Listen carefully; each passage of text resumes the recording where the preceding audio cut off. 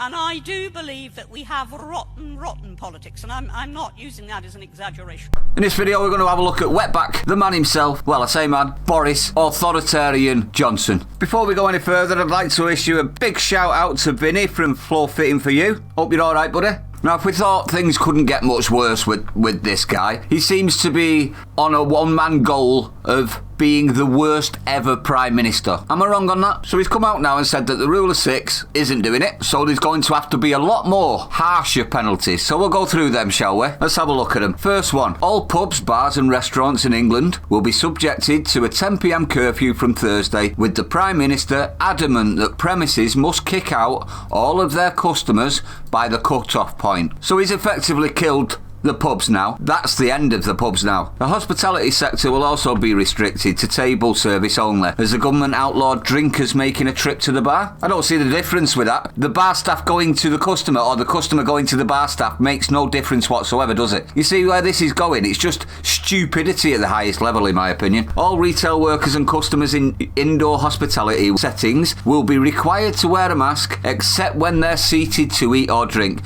What about going for a poo? I'll wait for the answer. All workers who can go work from home are now being encouraged to do so from tomorrow. Not everyone can though, can they? Maybe the champagne shop socialists in London might be able to, but everybody else, we're stuck, aren't we? Fines for breaking the rule of six and for failing to wear a face covering are increasing to £200 for a first offence. So that puts it all into the hands of the street Karens and the police then, doesn't it? To just throw them about willy-nilly. First offence? The police will now have the option of asking the military, are you ready for this? The military for support with soldiers potentially being drafted in to fulfil office roles. Yeah, it won't stay there, will it? And guard protected sites. I wonder what protected sites they might be, in order to allow officers more time to crack down on rule breakers. So they're effectively telling the police they don't have to do any policing, they can just attack everyone for not doing as they're told with the lurgy. When did we turn communist, everyone? Comrades? The number of people allowed to attend weddings in England is being slashed to 15 from Monday. And this is the stupid part as well. But the number of people allowed to attend a funeral is 30. So what's the difference between a wedding and a funeral? Nothing. Exactly. Stupid. Absolutely stupid plans. I'm sorry, but I really wanted to back Boris, but it seems to be that he's doing everything in his power to be hated by everybody. There's a couple more, let's continue. Plans for the partial return of sports fans to the stadium on October the 1st been cancelled. So there's the end of football and all other sports then. Rule of six exemptions are being tightened to ban indoor sports, team sports like five-a-side football matches.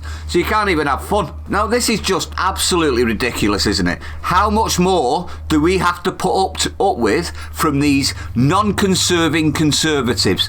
They are an absolute disgrace in my opinion at this moment. I cannot stand what they're coming out with. To even threaten troops to enforce the public is a disgrace. Not one Prime Minister that I can think of within recent times would have even thought about doing that. How dare you, Boris? Which brings me on to this. There is a petition out at the moment to repeal the Nrg Act of 2020.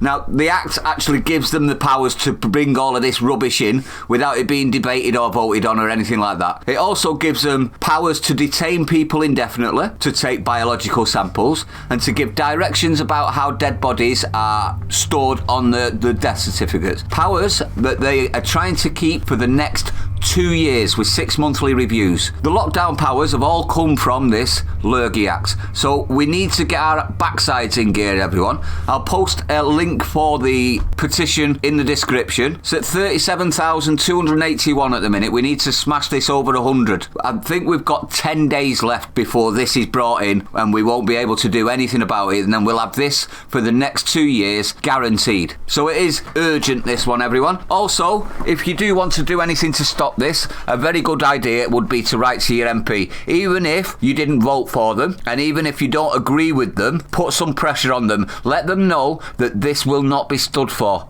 and that you won't vote, the area won't vote for them again if they allow this to go through. But let me know what you think, everyone. Is there anything else you can think of that we need to do to get this sorted out? Because this is an absolute disgrace. This is becoming China plus, is it not? What's next? They're going to be telling us we can't go to work unless we've had vaccines, or we can't go and eat because we've not had a vaccine, or they're charging us £10,000 for going in the back garden even though none of us have got a job anymore because they've killed the economy. If you're new, don't forget to hit the like, comment, subscribe, hit the bell icon, share it out, everyone, and I'll see you on the next one.